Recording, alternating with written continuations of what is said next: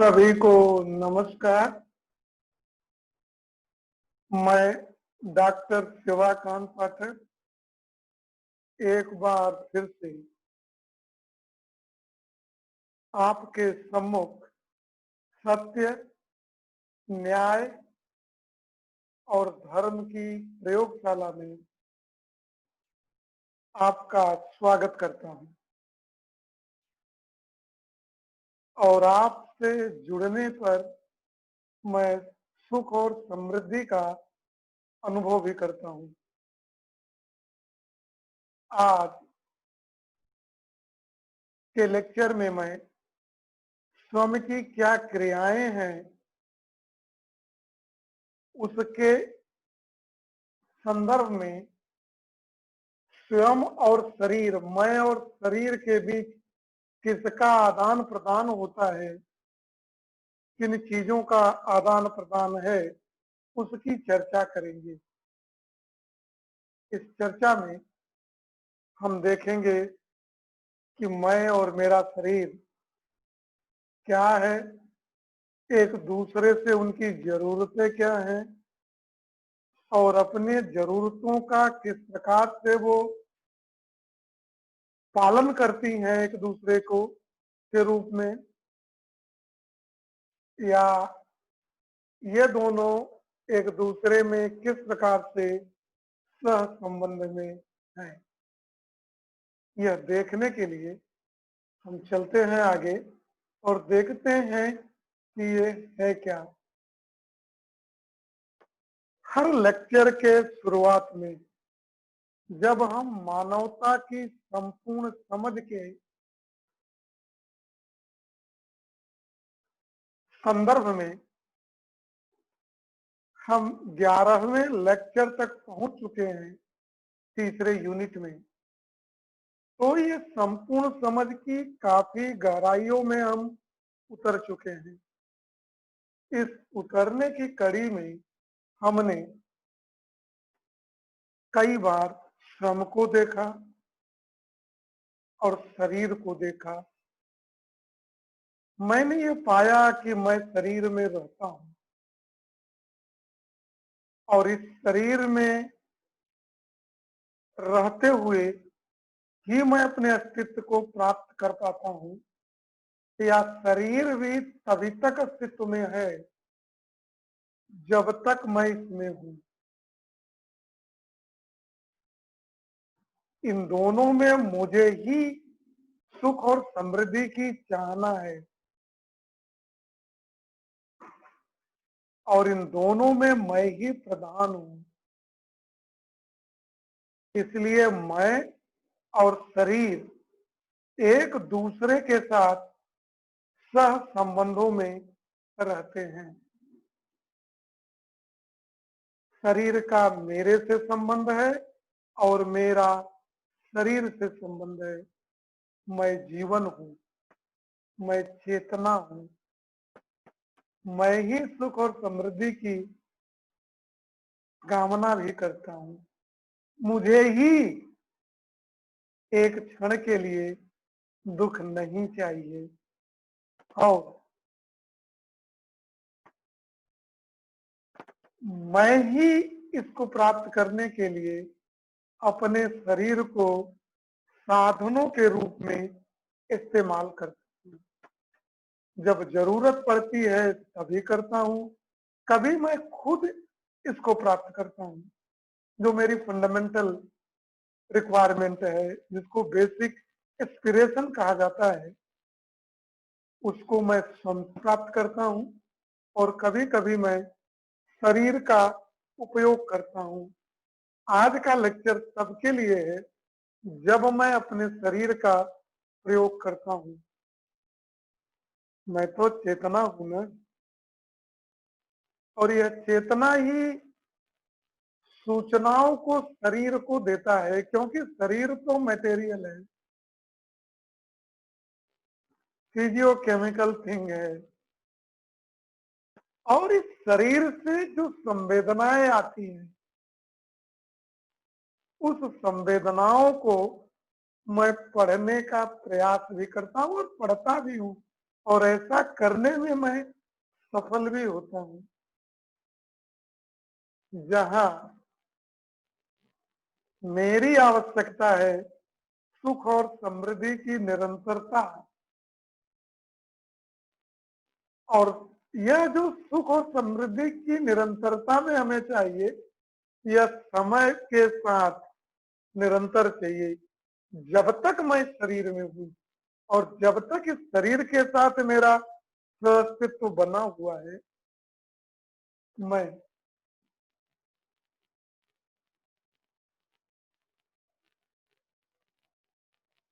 सुख और समृद्धि के निरंतरता की चाहना करता रहता हूँ।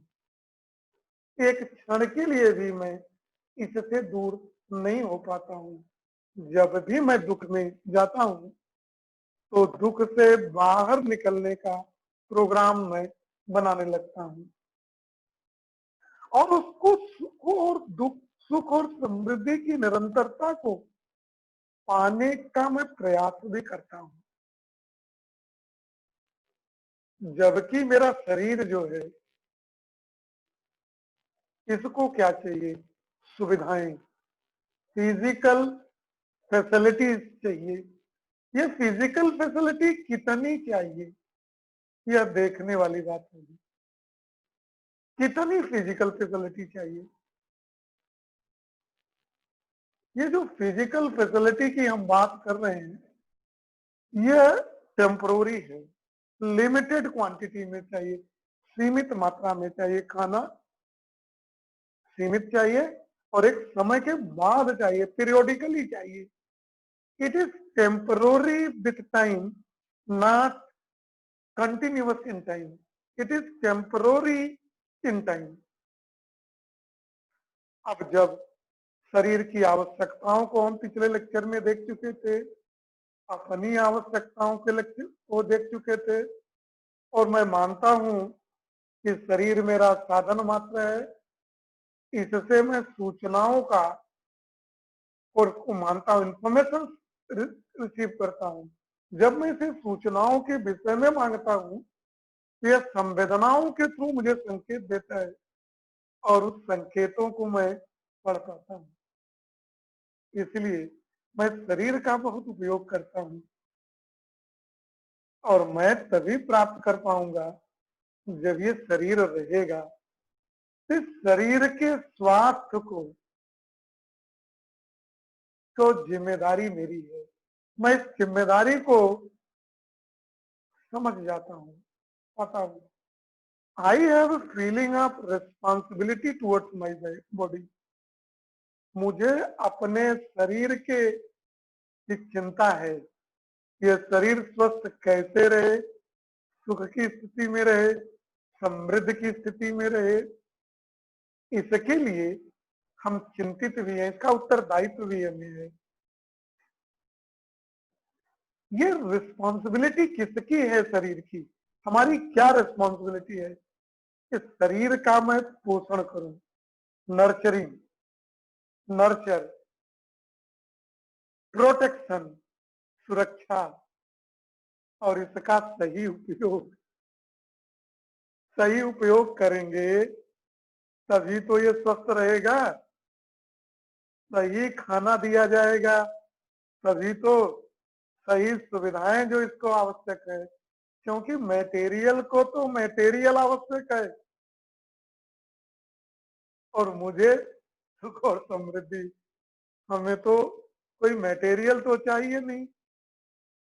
तो मुझे इस शरीर की चिंता है कि कैसे इसको सही रखा जाए, इसका बोध हमें है, और इसकी रेस्पॉन्सिबिलिटी को मैं बखूबी समझता हूं, और मुझे समझना होगा। और जब ये शरीर स्वस्थ रहेगा तब इस शरीर के जो अंग हैं वो हमारी निर्देशों के अनुरूप कार्य करेंगे। अगर ये स्वस्थ नहीं होंगे, आंख सही नहीं होगी तो देख नहीं पाएंगे, नाक सही नहीं होगी तो सांस के लिए रुकावट होगी, और जो स्मेल है वो भी हम नहीं ले पाएंगे। तो जितनी भी ज्ञानेंद्रियां हैं हमारी, या जितने भी पार्ट हैं हमारे जिनसे हम वर्क करते हैं, इन सबका सही उपयोग तो करना पड़ेगा, जानना और सीखना पड़ेगा। तो इन दोनों को समझना और जानना पड़ेगा। ये जो हमारी शरीर है, इस शरीर का स्वास्थ्य क्या है।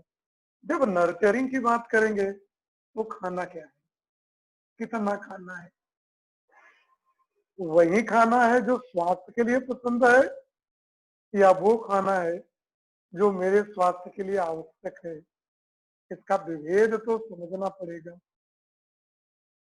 खाने में कौन कौन सी चीजें चाहिए, किस तरह की चीजें उपलब्ध हैं, कितना चाहिए, कब कब चाहिए, इस शरीर की सुरक्षा कैसे करेंगे, सुरक्षा के लिए साधन क्या क्या है।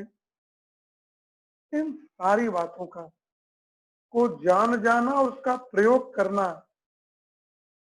ही शरीर के स्वास्थ्य को देखना हमारे लिए अति आवश्यक है।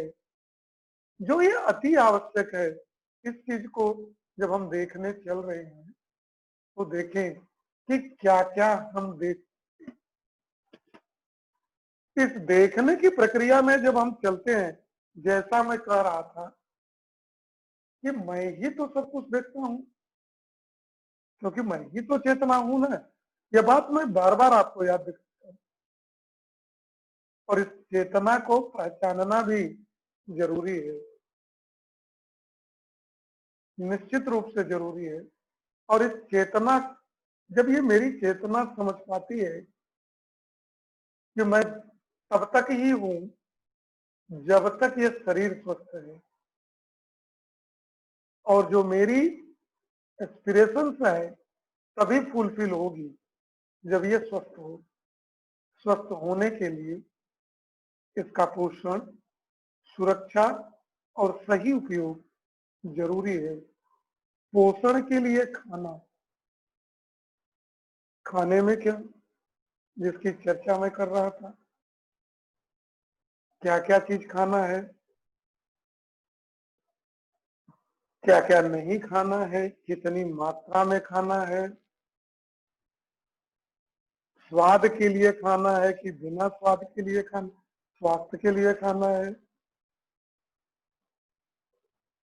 किस तरह के तेल का प्रयोग करना है, सब्जियों का किस तरह से प्रयोग करना है, कहाँ विटामिन मिलेंगे, कहाँ मिनरल्स मिलेंगे, दूध चाहिए कि नहीं, कितना चाहिए और कब कब चाहिए, जो खाने के लिए प्रोटीन किसमें मिलेगा, फैट की कितनी आवश्यकता है, कार्बोहाइड्रेट ज्यादा मात्रा में है या कम है, कितनी कैलोरी चाहिए पर डे, किस चीज के खाने से कितनी कैलोरी मिलेगी, या बाजार में गए देखा बन रहा है, लग गए पीछे, तो फुला ही है, काम करना नहीं कुछ है, कहाँ है यहाँ। इसको जानना तो पड़ेगा। ये सुविधाएं चाहिए, जरूर चाहिए। सुविधाओं का विरोध, ये कोई धार्मिक मंच नहीं है जहां धर्म का प्रवचन चल रहा है। ये विज्ञान है, साइंस है, समझना है मानव को। तो खाने के लिए पर्याप्त जानकारियां चाहिए।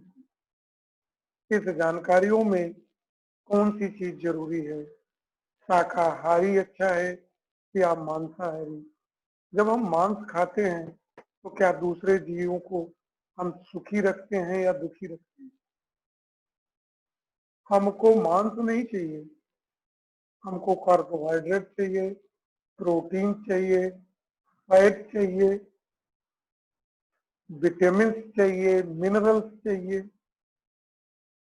ये मिनरल्स प्लांट से भी मिल जाता है हमको। कितना चाहिए, अधिकता किसकी न हो, इनको कैसे प्लांट्स को उगाया जाए,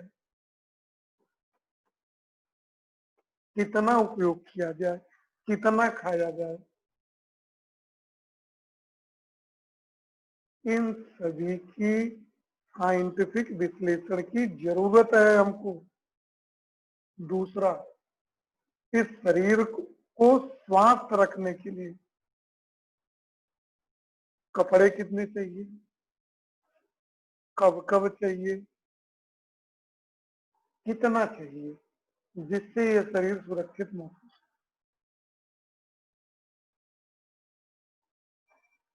उतने ही तो कपड़े चाहिए या उससे ज्यादा? सोचे समझे और परखे। जितनी सुविधाएं चाहिए उतना। शेल्टर, घर भाई, जिसको हम आप कहते हैं, कितना घर चाहिए है? चाहिए इसको कितने घर, सोचना पड़ेगा। घर पे घर, प्लाट पे प्लाट, पूरी पृथ्वी की जमीन हमारी चाहिए। और इसको सही उपयोग के लिए और कौन कौन से इंस्ट्रूमेंट, कौन कौन सी सुविधाएं चाहिए, उन इंस्ट्रूमेंटों की सही जानकारी हमको जरूरी है। यही नहीं कि रोटी, कपड़ा और मकान, इसके अतिरिक्त भी कुछ मुझे नहीं चाहिए। आज मैं आपको जूम के थ्रू संबोधित कर रहा हूं, तो लैपटॉप भी चाहिए, इंटरनेट भी चाहिए, बिजली भी चाहिए, स्वच्छ वातावरण भी चाहिए, सांस लेने के लिए। इन चीजों, ये सब मेरे संबंधी हैं। जब मैं इन चीजों की, इन मटेरियल के माध्यम से आपसे संबंध स्थापित जो ही मैंने किया, आप उससे पहले मेरा इन चीजों से भी संबंध है, तो ये भी मेरे संबंधी हैं, ये सुविधाएं भी मेरी संबंधी हैं। लेकिन इन सुविधाओं का कितना चाहिए, ये इम्पोर्टेंट है, ये बहुत जरूरी है। वरना हम सुविधाओं के संकलन में ही रह जाएंगे, इससे बाहर नहीं निकल पाएंगे। सोचना पड़ेगा, अपने अंदर देखना पड़ेगा। इन सुविधाओं का the required physical facility can be recognised along with the required quantity। जो आवश्यक सुविधाएं हैं उसकी पहचान इस आधार से हो सकती है कि उसकी कितनी जरूरत है, कितनी जरूरत है। जितनी जरूरत है उतनी सुविधाओं का संकलन बहुत जरूरी है, क्योंकि यह मेरे शरीर के सुरक्षा के लिए जरूरी है। यह केवल मेरे शरीर के ही सुरक्षा के लिए नहीं। जब हम हारमोनी की बात करेंगे तो परिवार और समाज के भी में रहने वाले मानवों के लिए भी जरूरी है। हम इनमें से जिन जिन से संबंधित हैं उनकी भी सुरक्षा की जिम्मेदारी तो मेरी है। इस जिम्मेदारियों से मुक्त करने होने के लिए मैं नहीं कह रहा हूं, लेकिन उन सुविधाओं की कितनी जरूरत है, जब तक इसकी सही क्वांटिटी का मूल्यांकन हम नहीं कर पाते हैं तो बड़ी मुश्किल होगी देखने में। देखें, ऐसी स्थिति में देखें, रेड में और दिखाई दे रहा है क्वांटिटी ऑफ फूड, कितना खाना जो हमारी शरीर के पोषण के लिए आवश्यक है, यह समझना जरूरी है। कि बैठे हैं तेल मसाला खाना, ये जुटाना, फेंकना, जो बचा फेंक दिया, सही उपयोग नहीं, किसी को कुछ पहुंच भी नहीं पा रहा है और हम मस्त हैं, सारी चीजों को भर रहे हैं, ठूस रहे हैं उसमें। ऐसा करते हुए क्या मैं अपने शरीर को स्वस्थ कर रहा हूं? अगर स्वस्थ नहीं कर रहा हूं तो स्वस्थ शरीर नहीं है। तो मैं इसका सही उपयोग कर पाऊंगा? अगर सही उपयोग नहीं कर पाऊंगा तो मेरी सुख और समृद्धि की जो निरंतरता की चाहना है, क्या मैं इस चाहना को पाने का प्रोग्राम सही सही बना पाऊंगा या उसको पा पाऊंगा? सोचें। सोचें कि ये खाना मुझे लिमिटेड क्वांटिटी में चाहिए या अनलिमिटेड। बैठा लो, सारी चीज, लॉकडाउन का पीरियड है ना, खूब चीजें खरीद के रख दो क्योंकि पैसा मेरे पास। प्रोडक्शन हो नहीं रहा है, डर गए हैं हम, सारा खरीद के रख दो। विश्वास भी नहीं है सिस्टम पे। दूसरा गया, उसको कुछ भी नहीं मिला। किस उद्देश्य में है? कितना खाना चाहिए तो एक संदर्भ था, लेकिन कब कितना जरूरी है? क्या मेरे रसोइये में जितना बनता है उन सबका उपयोग हो पाता है कि कई चीज फेंकी जाती है? उसका सही उपयोग करता हूं मैं कि नहीं? दूसरा, जो कपड़ा और फिल्टर या और सुविधाएं जो भी चाहिए,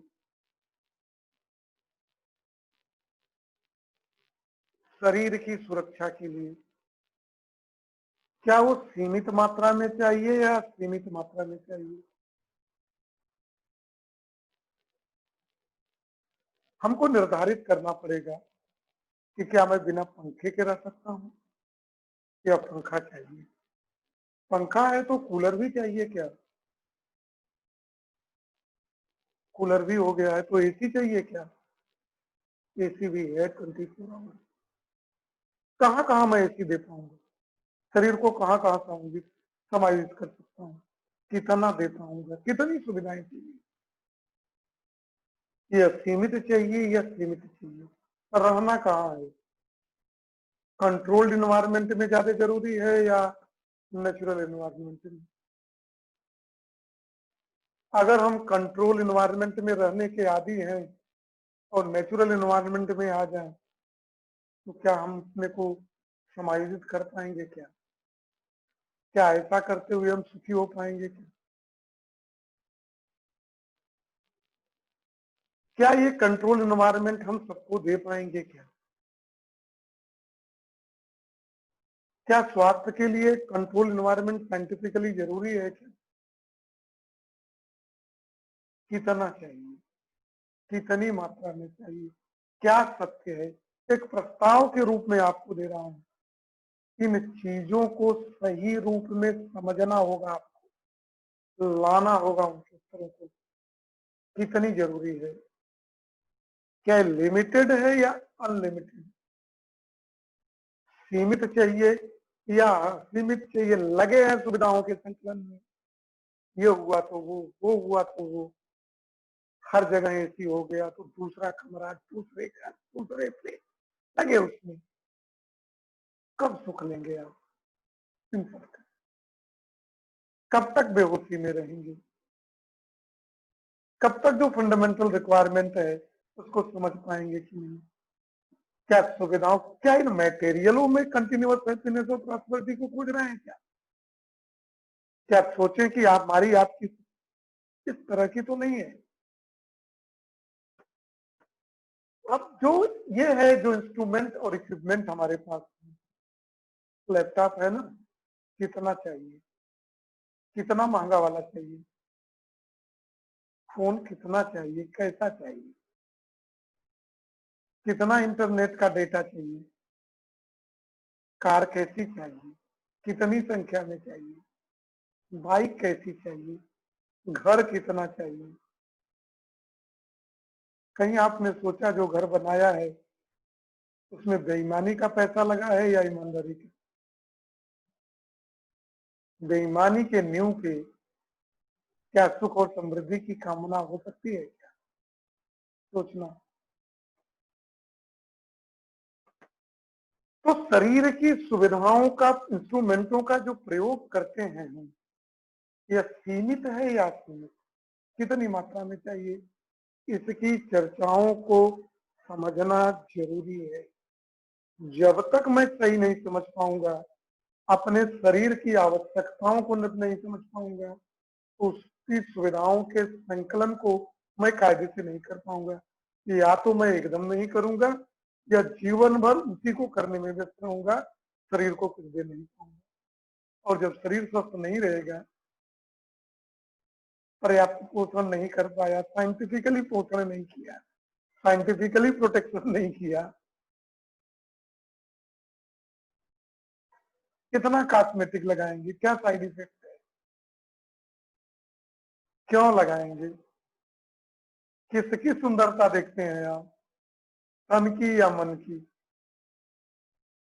क्या तन की सुंदरता कंटिन्यूअस हैप्पीनेस और प्रॉस्पेरिटी को दे पाती है क्या? क्या जिनके सुंदर शरीर हैं उसको देखने से आप जीवन भर निरंतरता में सुख और समृद्धि प्राप्त कर लेते हैं क्या? क्या वो क्षणिक है या नहीं? ये सोचना पड़ेगा इन बातों को। क्या यही क्षणिक सुख चाहते हैं आप क्या? क्या यही सुख और समृद्धि है क्या? क्या मेरी यही फंडामेंटल डिजायर है क्या? जब तक इन बातों का सही मूल्यांकन अपने अंदर जांच परख के नहीं कर लेंगे, मैं और शरीर को अलग अलग नहीं देख पाएंगे, दोनों की जरूरतों को नहीं देख पाएंगे, कौन किसकी सुरक्षा में है नहीं समझ पाएंगे, क्या कर? चलते हैं आगे इस बड़ी बहस में। जब हम देखते हैं, सोचते हैं इन तीनों चीजों का, और ये प्रश्न आता है खाना कितना चाहिए? 2 लोगों का खाना बनना है, 10 लोगों का खाना मैंने बना दिया, 8 लोगों का खाना फेंका गया। क्या हमको मालूम है इस विश्व में भी कितना लोग बिना खाने के लिए रह जाते हैं एक टाइम? कितने लोग को पर्याप्त पोषण नहीं मिलता और कितने लोगों को सीमाओं से ज्यादा मिलता है? जब इस खाना का के जो मटेरियल्स हैं इनका सही यूटिलाइजेशन करेंगे तो उन तक भी पहुंचेगा जिनको प्रॉपर फूड नहीं मिल पाता है, क्योंकि जब तक वो सुख नहीं ले लेंगे हम कैसे सुख में रहें? क्या उनके सुख के बिना मेरा सुख संभव है क्या? जो सुख और समृद्धि की निरंतरता है, क्या हम पाएंगे क्या? कितना खाना है, क्या क्या खाना है? क्या वो जो फंडामेंटल रिक्वायरमेंट है फैट की, कार्बोहाइड्रेट की, प्रोटीन की, विटामिन की, मिनरल्स की, क्या जो चीज खाते हैं उसमें एक ही चीज मिल रहा है? पड़े हैं तेल और मसाला और मीठा में।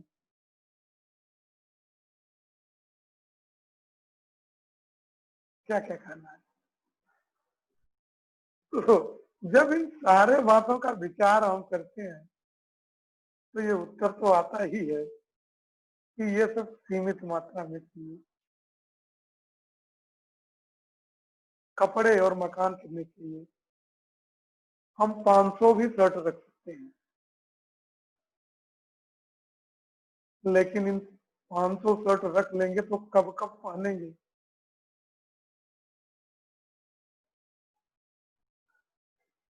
और उस 500 शर्ट को खरीदने के लिए जो पैसा मैं लाया था, किन किन रास्तों से लाया था? क्या किसी के सुखी करके लाया था या दुखी करके लाया था? कुछ कपड़ों से तो काम चल सकता है, जितना जरूरी हो संख्या निर्धारित कर लें हम। हम्म अपने लिए 2, 4, 6, 10, 15, 20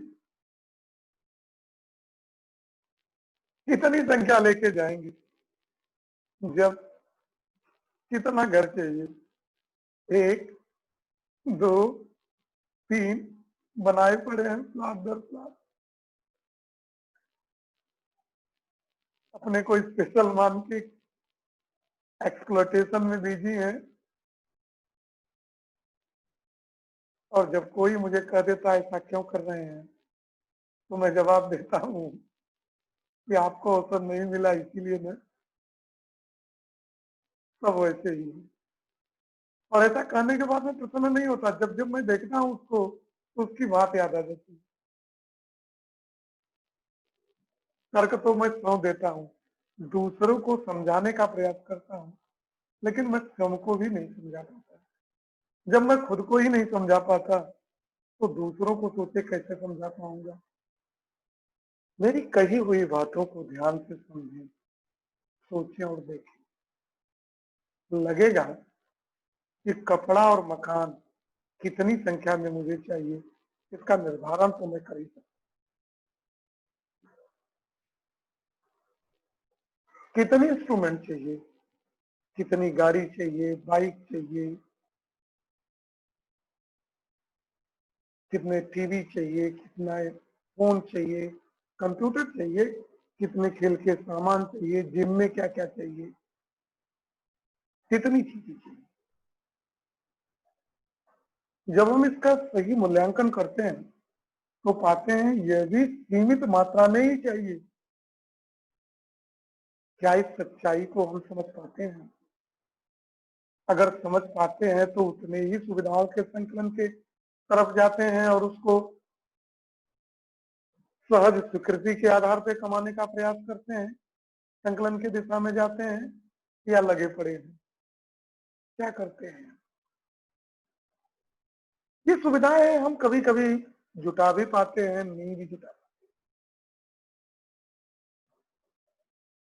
लेकिन जब हम नहीं भी जुटा पाते हैं तो क्या किसी को दुखी करके जुटाई जाए क्या? और ऐसा करते हैं तो ऐसा करते हुए क्या हम प्रसन्न हो पाते हैं क्या? एक कॉमन साइकोलॉजिकल क्वेश्चन है, सबसे ज्यादा डर चोर को ही होता है, क्योंकि वही दूसरे को पाने पे देखने पे बंदूक से गोली मार देता है। एक ईमानदार आपको गोली मारने नहीं जाएगा, क्योंकि उसको डर नहीं, उसके पास गन भी नहीं है और डर भी नहीं है, वो गुलामी में नहीं है। सोचना तो पड़ेगा हम आपको। देखते हैं हम लोग क्या क्या सोच पाते हैं, और इस सोचने की कड़ी में जब हम देखते हैं तो हमें देख पाते हैं कि जो सुविधाएं हैं पोषण के लिए, सुरक्षा के लिए और शरीर के सही उपयोग के लिए, ये सभी तीनों के लिए सीमित मात्रा में ही चाहिए, असीमित नहीं चाहिए।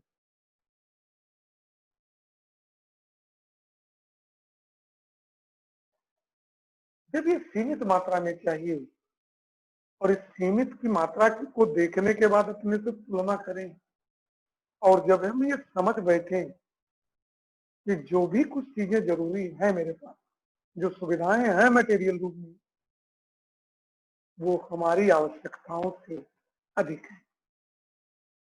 जो ही ये भाव मेरे अंदर आ जाएगा, मैं समृद्धि के भाव में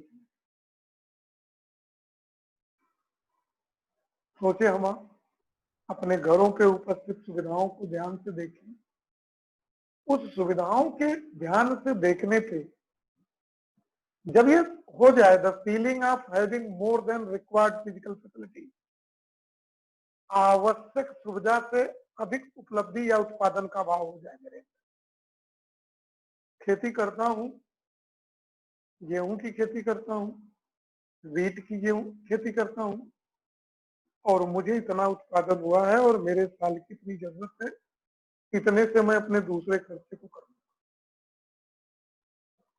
अमुक चीज की खेती करता हूँ, अमुक नौकरी करता हूँ, अमुक व्यापार करता हूँ, इतनी जरूरत है, इतने खर्चे, तो मैं समृद्धि के भाव में चला जाऊँ।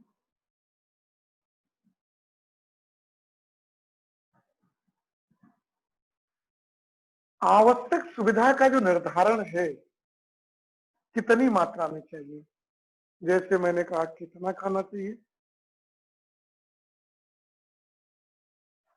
कितने कपड़े चाहिए, और कितनी सुविधाएं और चाहिए। कितना मकान कैसा चाहिए, किसमें रहने से मेरे स्वास्थ्य पे प्रतिकूल प्रभाव नहीं पड़ेगा, जिससे मैं अपने शरीर को स्वस्थ रख पाऊंगा। तो ऐसी परिस्थितियों में मैं इसको समझ पाऊं, सही निर्धारण कर पाऊं, तो मैं कहूंगा कि मैं सही समझ के साथ कर पाऊंगा और मैं ये इंश्योर कर पाऊं कि अधिक की उपलब्धि जो सुविधाओं का है, मटेरियल की जो आवश्यकता है, जो सुविधाओं की आवश्यकता है, अगर मैं इसको इंश्योर कर पाऊं, सुनिश्चित कर पाऊं कि यह मेरी सुविधाओं का से ज्यादा है, तो ऐसा करते हुए मैं अपने सही स्किल का प्रयोग करूंगा। यही मेरी सही स्किल होगी, जिसको स्किल बेस्ड एजुकेशन कहते हैं, कि सही हुनर से, सही समझ के साथ कितनी सुविधाएं चाहिए पहले तो मैं निर्धारित कर लूं, फिर उस सुविधाओं को प्राप्त करने का मैं प्रयास करूं, उसके लिए कार्य करूं, प्रोग्राम बनाऊं कि मैं इसे कैसे करूं।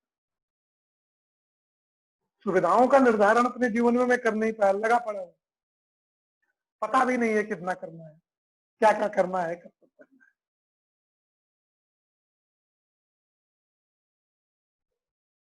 है। जो एक संपन्न व्यक्ति है, समृद्ध व्यक्ति, सदुपयोग का, दूसरे का पोषण करने को सोचता है।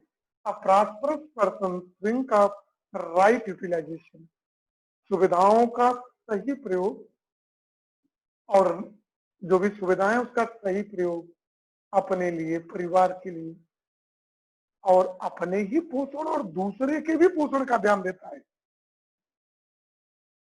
पैदा होने वाली चीजें तो सीमित मात्रा में है ना,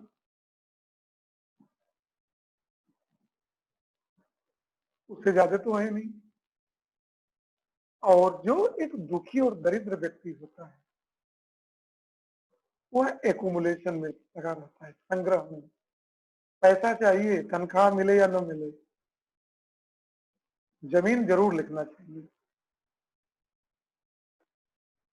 उसके लिए जितने हमारे गुर्गे हैं, एक्सप्लॉयटेशन में मैं लगा दूंगा। और ऐसा करते हुए जिस दिन मैं सुखी हो जाऊंगा, सोचता हूं, लेकिन हुआ नहीं।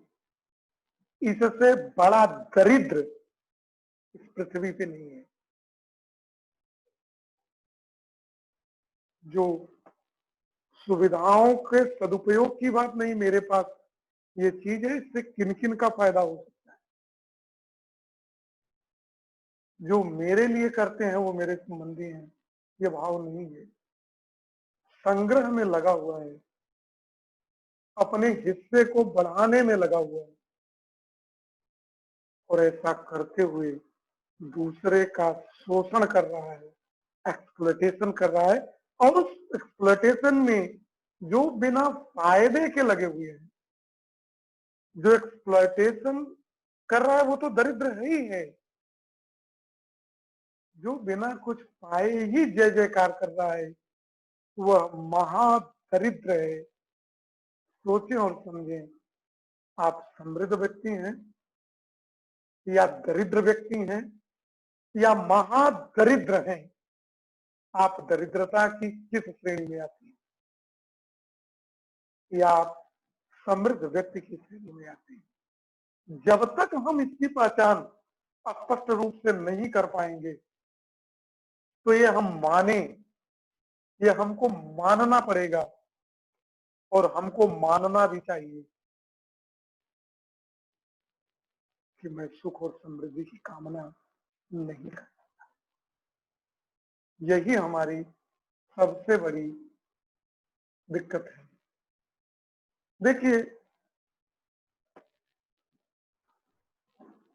देखिए कुछ कैटेगरी दी गई है, इन कैटेगरीज को देखें, समझें और परखें। अगर हमारे पास सुविधाओं की कमी है, मैं सारी बातों को समझता हूं, और वो सुविधाएं नहीं है, तो अनहैप्पी और डिप्राइव्ड हूं माना जा सकता है।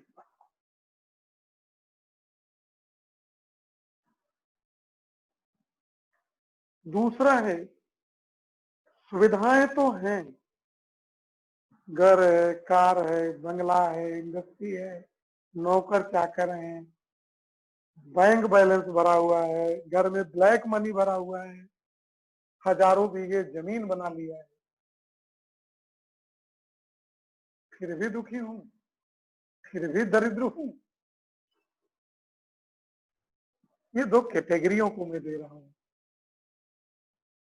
Now we can see that if this is identification of required physical facility is missing, then one can see shift between category 1 and 2।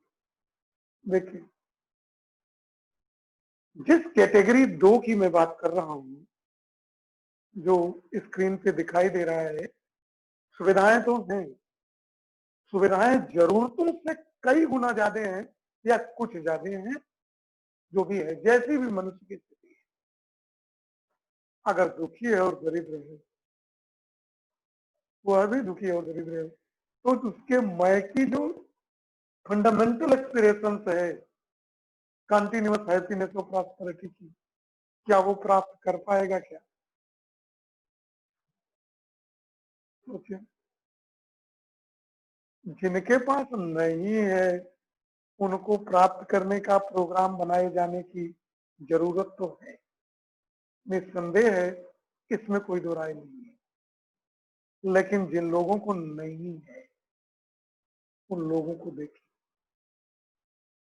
इसलिए क्या हमको देखना है, अगर मेरे पास सुविधाएं हैं तो क्या मेरे अंदर समृद्धि का भाव है? वो समृद्धि का भाव क्या है, फीलिंग क्या है? What ever physical facility is available with me, it is more than the my requirement, यह मेरी जरूरतों से अधिक है। दिस इज, और ये संभव कब हो सकता है तीसरी कैटेगरी में आने का? जब दो बातें हम ध्यान से समझें। पहला, the right utilization, here identification of required physical facility, आवश्यक सुविधाओं का सही सही पहचान होना। क्या चाहिए? घर में कितने कपड़े सबको चाहिए, कितने जूते चाहिए, चश्मा कितनी संख्या में चाहिए,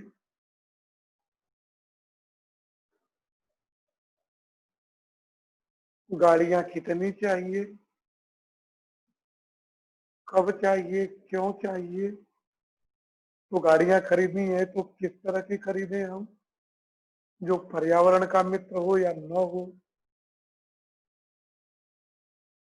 इन सुविधाओं का जो सही पहचान होना चाहिए,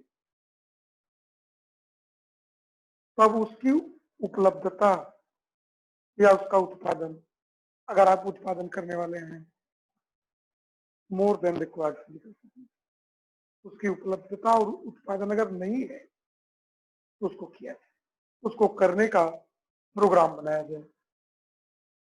ऐसा करना कहाँ चाहते हैं, किन किन बातों को हम चाहते हैं?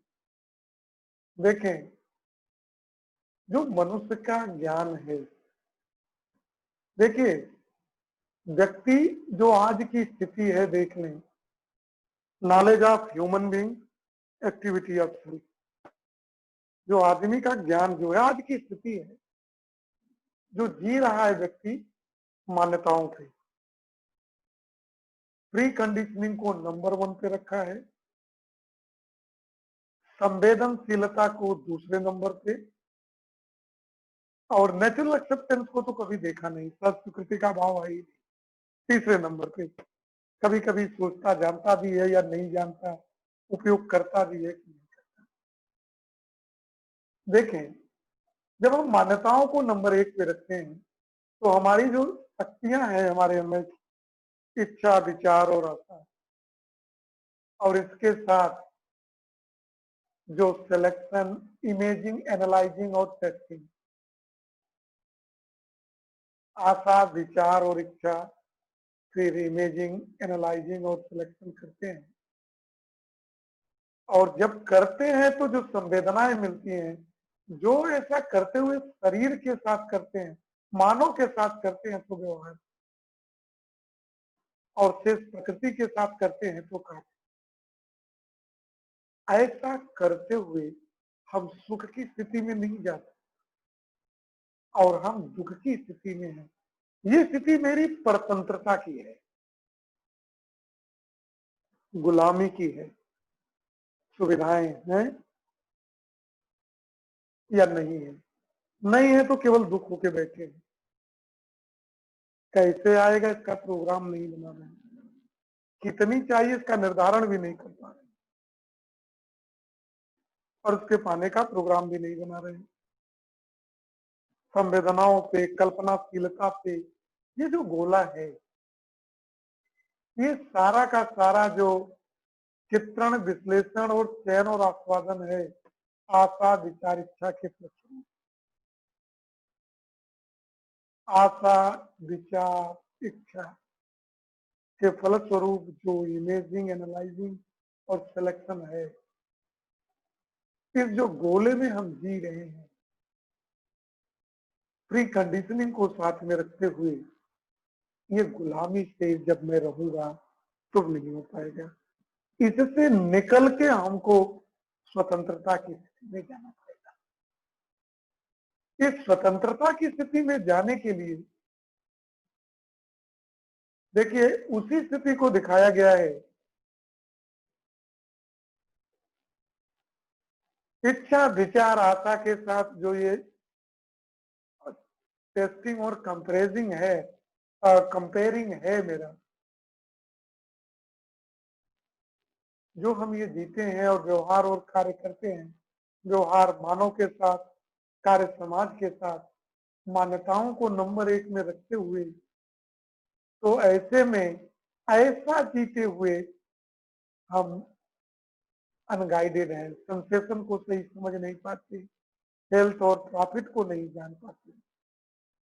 तो इसको हमको जांचना परखना पड़ेगा, क्योंकि हम जी किस में रहे हैं, गुलामी में। जाना है किसमें, परतंत्रता से स्वतंत्रता की स्थिति में। तो इसको हम सहज स्वीकृति के आधार में हमको जांचना परखना पड़ेगा। सहज स्वीकृति के आधार पे जांचना परखना पड़ेगा। कैसे जांचेंगे परखेंगे, आगे के लेक्चर में हम देखेंगे। आज के लिए बस इतना ही।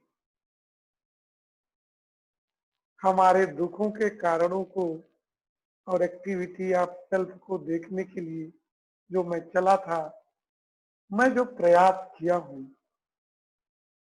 कितना सफल हो पाऊंगा ये इस बात पे निर्भर करेगा कि कितना आप इसको समझ पाए हैं, और समझने से भी नहीं होगा, इसको समझते हुए कितना आप इसमें जी पाए हैं।